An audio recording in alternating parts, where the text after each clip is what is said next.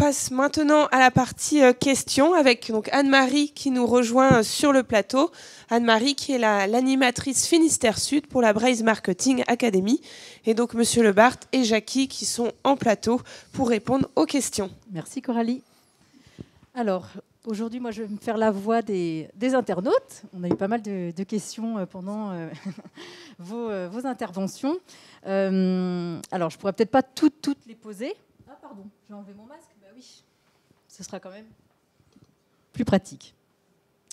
Alors, en premier temps, ce que j'ai envie de vous demander, ce sont tout ce qui concerne les limites, finalement, de trop de communication politique. Il y a plusieurs questions qui vont dans ce sens. Les internautes se demandent est-ce que le fait d'aller vers trop de communication peut créer des clivages finalement, ou en tout cas peut participer au clivage entre les citoyens et les hommes politiques. Christian ? J'ai plutôt envie de répondre non. Les clivages, ils viennent pas de la communication. Les clivages, ils viennent de la société elle-même. Hein. C'est-à-dire, voilà, la vie sociale, c'est la répartition des biens rares, désirables, voilà. Et donc, il n'y a pas de société humaine sans conflit objectif, sans conflit, sans ressentiment, sans jalousie, etc.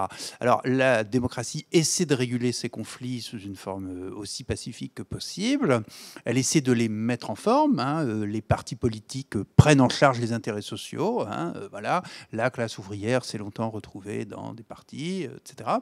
Alors, le marketing régule, je dirais, les échanges entre ces partis politiques et donc entre ces intérêts sociaux. Et le marketing politique peut les dramatiser, peut les exacerber.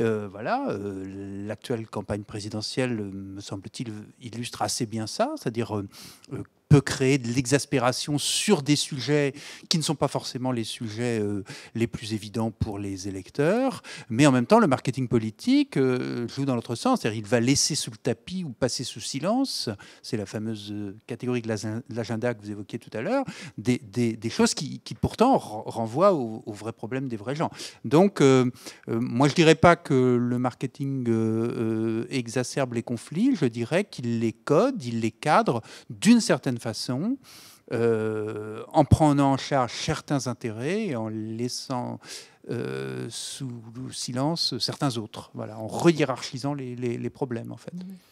Je me permettrais peut-être de compléter, alors de dire oui, je comprends tout à fait ce qu'il y a derrière la question.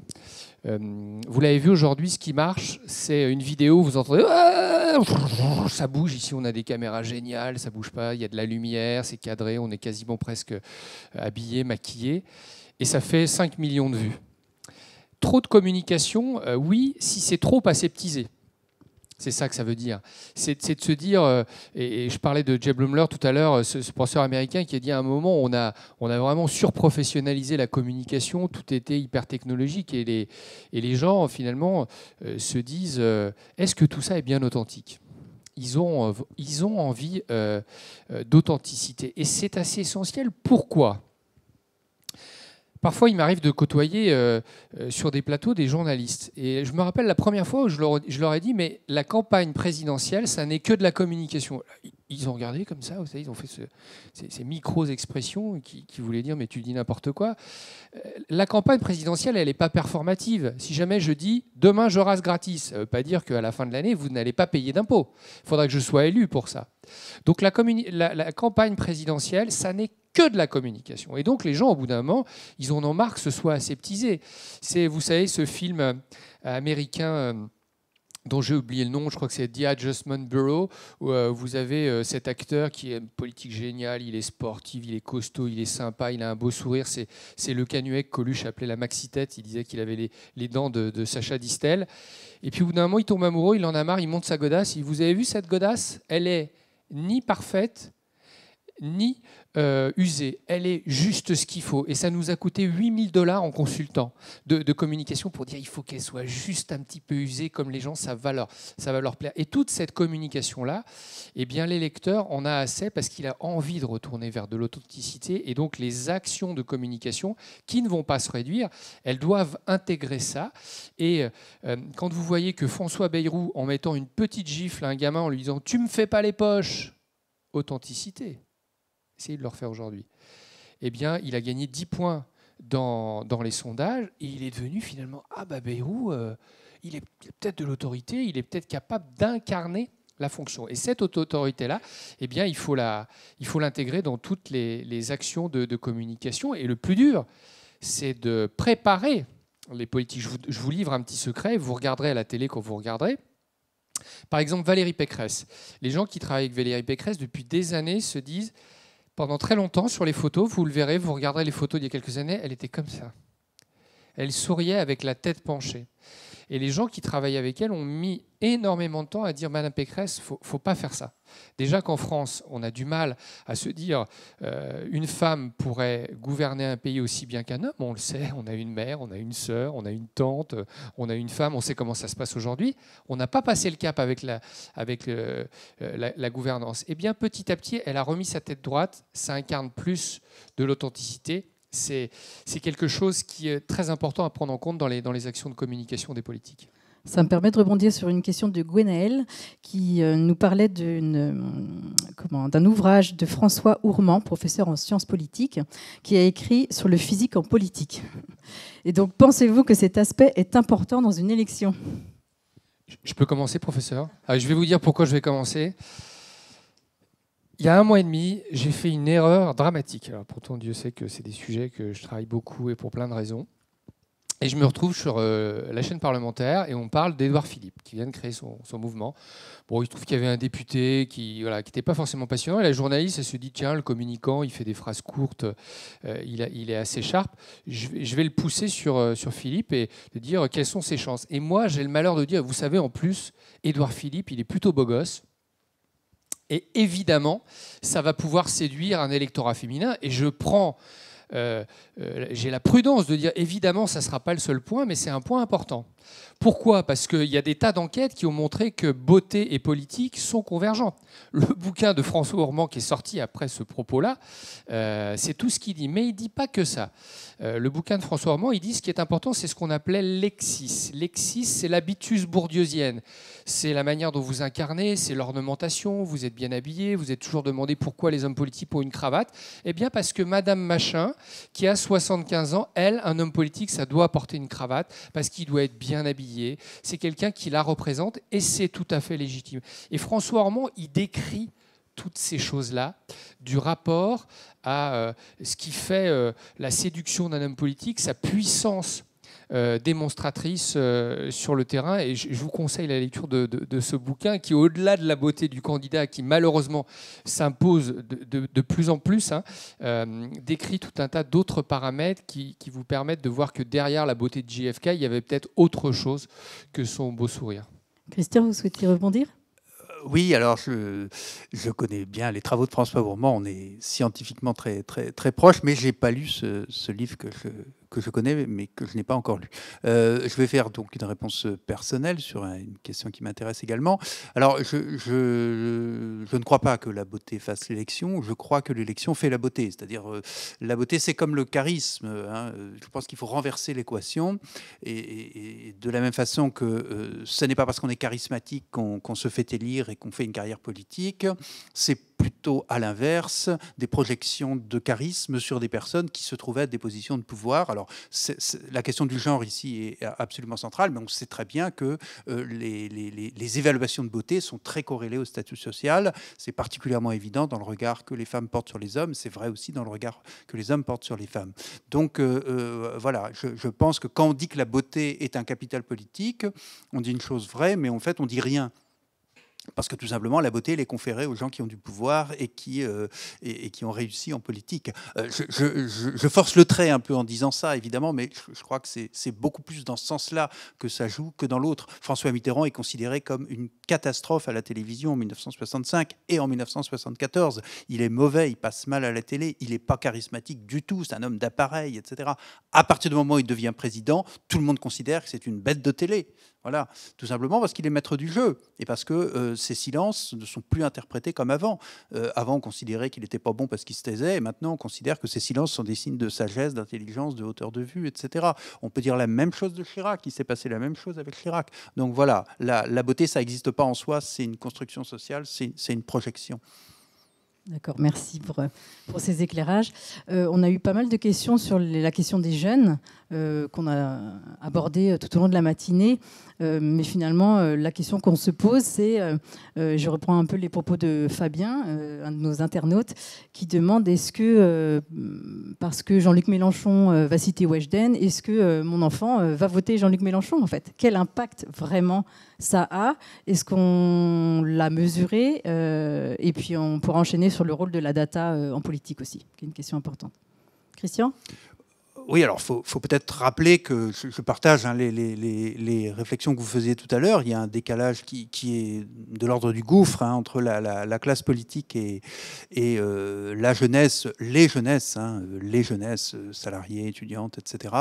Et ce gouffre, il est lié bien sûr à l'évolution des nouvelles technologies, au mode de vie, etc. Il est aussi lié tout simplement à l'âge moyen de la classe politique. Je veux dire, on a quand même salué comme un rajeunissement significatif la dernière élection législative. Pour les parlementaires, on a dû passer de 54 à 49 ans en moyenne. Voilà, on est dans un monde quand même, on est gouverné par des gens âgés. Rocard disait un truc très juste, il disait les Français ne savent pas à quel point ils sont condamnés à être gouvernés par des gens fatigués. Voilà, des gens fatigués par la vie, mais aussi des gens fatigués par le métier politique. Alors après, effectivement, on a des tentatives plus ou moins pathétiques pour aller au-devant des jeunes, pour aller se situer sur leur terrain, pour faire jeune, pour aller sur les réseaux sociaux, je suis un peu dubitatif par rapport à ça. Il y a aussi des tentatives pour amener les jeunes à la politique et pas forcément descendre la démocratie à hauteur des jeunes. Donc il y a des efforts dans les deux sens. Bon, le taux alors, je pense que les chiffres sur la participation électorale des jeunes sont importants. Vous en avez rappelé de tout à fait inquiétant tout à l'heure. Il faut aussi rappeler que le rapport des jeunes à la démocratie n'est peut-être pas le nôtre au sens où l'inscription territoriale est beaucoup moindre que chez les gens, entre guillemets, installés et plus âgés. Si je prends l'exemple de mes étudiants, ils se passionnent pour la politique, ils se mobilisent sur plein de causes, ils militent beaucoup. On ne les excite pas forcément beaucoup avec des élections municipales, tout simplement parce que l'année prochaine, ils seront à l'étranger, parce qu'ils n'habitent plus vraiment chez leurs parents, ils savent que dans 2 ans, ils déménageront, etc. Donc, ce que Jean Viard appelle la démocratie du sommeil, c'est-à-dire le fait de voter là où on dort et là où on est installé, c'est aussi peut-être un obstacle à la politisation d'une jeunesse, mais qui, par ailleurs, n'a peut-être jamais été aussi politisée qu'aujourd'hui, d'une certaine façon, mais pas à la façon dont nous l'entendons. Oui, la question est encore en suspens par rapport à la phrase de Weshden. Alors, Jean-Luc Mélenchon, évidemment, a d'autres rapports à la communication qui permettent de toucher les jeunes. Il a été, lors de la précédente présidentielle, un des plus performants sur ce qu'on a appelé les web-télé. Les extrêmes ont capté des électorats et des attentions par cet intermédiaire. Ces meetings hyper innovants qu'il a proposés permettent de toucher les jeunes. Mais la question est en suspens. Et pourquoi elle est en suspens ? Parce que si je remets Paris et Rennes à 3h50 de distance, on ne va plus du tout avoir la même relation. On n'aura plus la même relation avec vos produits. Si jamais vous avez, entre autres, personnage extrêmement brillant, Monsieur Le Drian, dans votre région, qui a permis qu'on réduise cette distance-là, c'est essentiel. Pourquoi je dis ça ? Parce qu'on a un problème de canal. Regardez à la maison le soir, vous vous mettez devant la télé pour manger ou pas. Avant, on disait manger devant la télé, c'est pas bien, c'est sale. Et aujourd'hui, si vous regardez le 20h avec vos gamins et que vous dites, tu veux qu'on parle un peu du conflit entre l'Ukraine et l'URSS, pardon, et la Russie. Est-ce qu'il va y avoir un problème? Quelle est la place de l'Allemagne dans tout ça? Qu'est-ce que nous on fait? Est-ce que les gesticulations de Macron vis-à-vis de Poutine ont un intérêt? Si vous arrivez C'est déjà une grande victoire. Donc on a un problème de canal.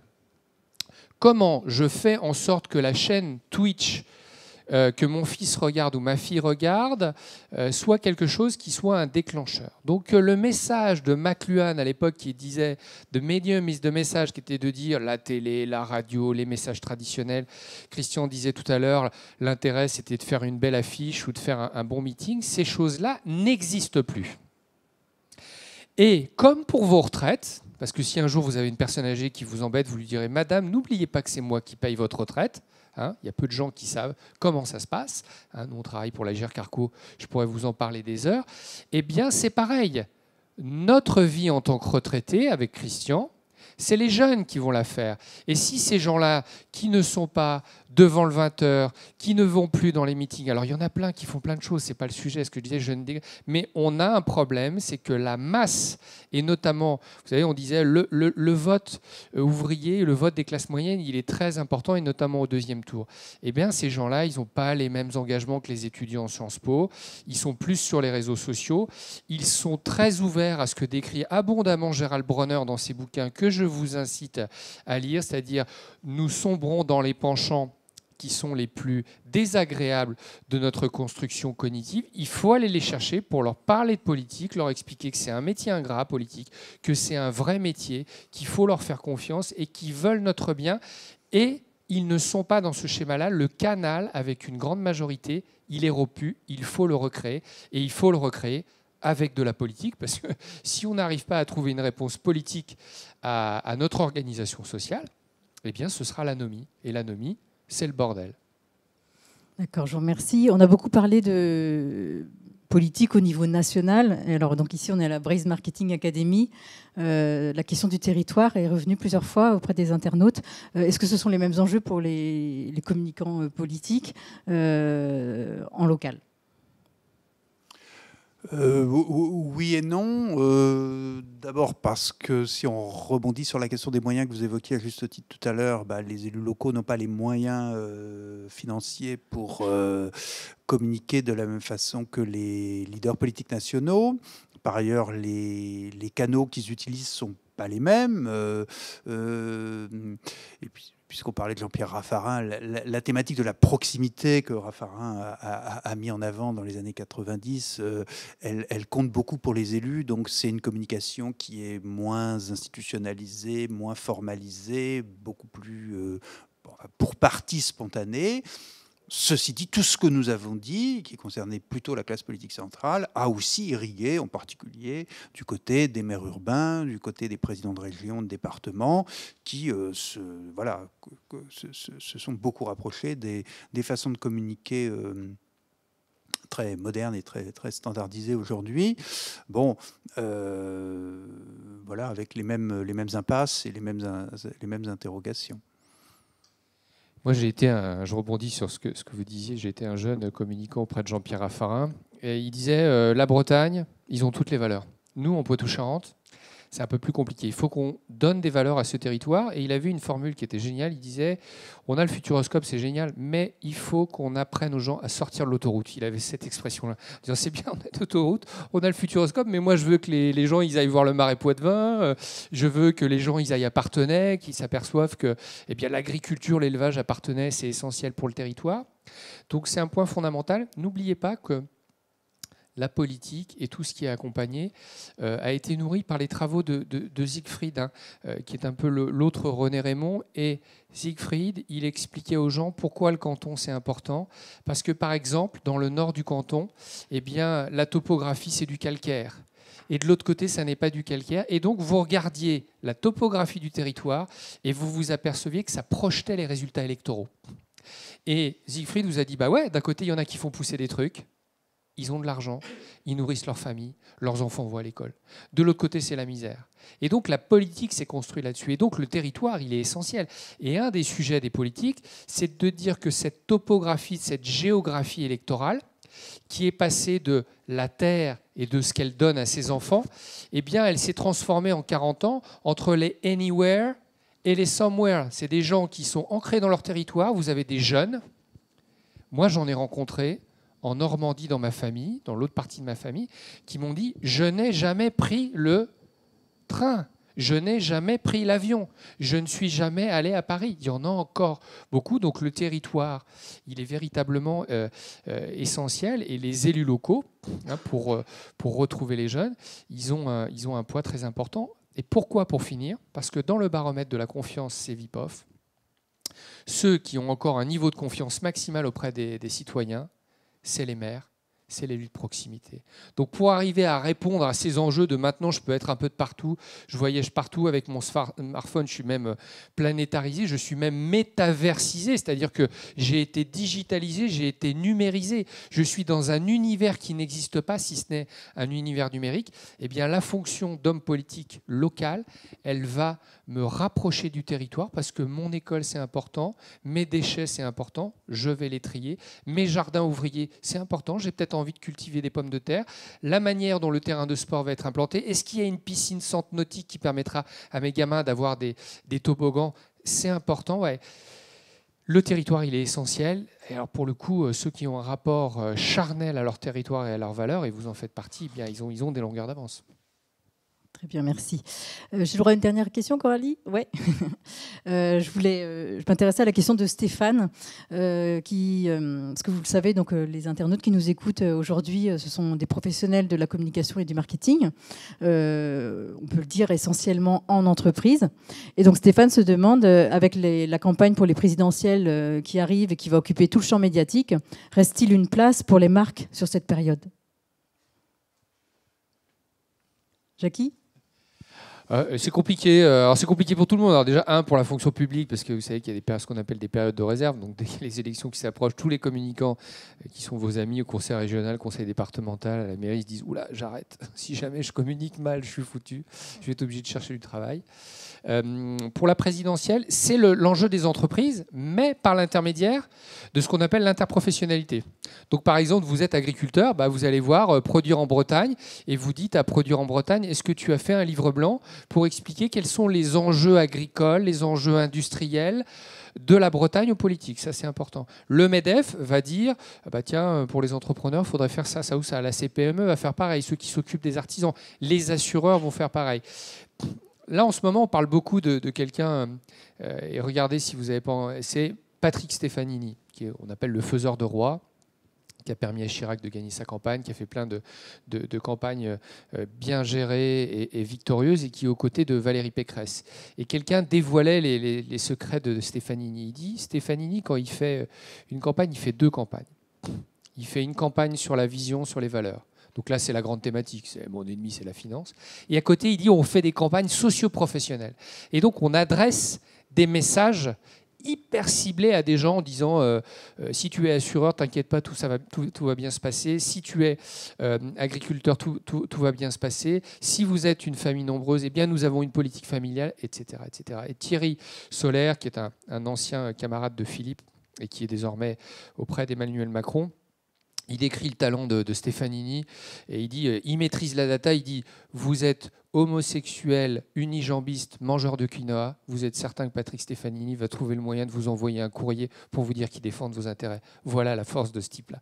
Donc les entreprises ont moyen, par ceux qui les représentent, donc c'est important la représentativité et la démocratie représentative, de faire passer leur message, et c'est vraiment le grand moment. Si vous avez 3 secondes à perdre, je vous incite à regarder. Nous, à l'agence, on a fait justement un truc électronique, numérique sur le... Alors quand je dis un truc, c'est caricatural pour les gens qui l'ont fait à l'agence, mais on a fait un comparateur de programmes. Et donc on accompagne des fédérations pour dire voilà les programmes des candidats, et on les nourrit au fur et à mesure, et essayez de regarder si vos mesures sont dedans. Et si vos mesures ne sont pas dedans, on met à disposition un outil pour que vous puissiez, aux équipes des candidats, pousser les propositions qui sont les plus importantes pour votre profession et pour le pays. Donc c'est vraiment essentiel que les entreprises se saisissent de l'élection présidentielle. Alors peut-être une autre façon de répondre à la question de façon complémentaire, c'est aussi de rappeler que la croyance selon laquelle la campagne présidentielle sature l'espace public, mobilise les esprits et concerne tout le monde, c'est un peu une vue de l'esprit. Hein. Il y a une partie significative de la société, ça fait écho à tout ce qu'on a dit. La campagne présidentielle ne vient pas jusqu'à eux, hein, et où ils ne font aucun effort pour aller vers elle. Donc voilà, je dirais que voilà, on est très loin d'une situation dans laquelle tous les citoyens seraient obnubilés et mobilisés par cette campagne, ne serait-ce que parce qu'il y a une partie significative du corps électoral qui a bien d'autres chats à fouetter, bien d'autres urgences, qui n'a pas, j'ai envie de dire pour terminer sur une référence à la démocratie athénienne, qui n'a pas le luxe des citoyens qui peuvent consacrer une partie de leur temps et de leur agenda mental à ce jeu de comparaison entre les programmes. Et donc, pour toutes ces raisons, oui, on est très loin d'un espace public saturé par la campagne présidentielle. Bon, tant mieux. Alors, ça veut dire que nos marques bretonnes auront de la place pour s'exprimer cette année. Bon, je vous remercie tous les deux pour cette intervention. Merci à vous. Vos réponses. Il y a encore quelques questions qu'on n'a pas traitées, mais voilà, on est pris par le temps. Donc je vais laisser la parole à Coralie pour conclure.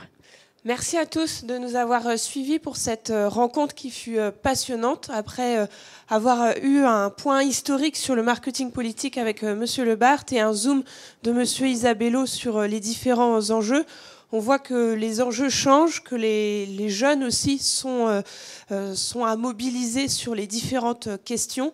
Et pour revenir aussi au monde de l'entreprise, on a vu de nombreux parallèles entre le marketing politique et le marketing d'un produit. Donc il y a des choses à s'inspirer ou pas aussi dans certains cas, puisque finalement il y a des ressemblances, mais chacun aussi a ses identités. Merci à tous de nous avoir suivis. Le replay sera bientôt disponible. On compte sur vous pour écouter les podcasts de la Braze Marketing Academy et on vous donne rendez-vous donc le 5 avril prochain pour traiter du sujet de la data en marketing. Excellente journée à tous. À bientôt.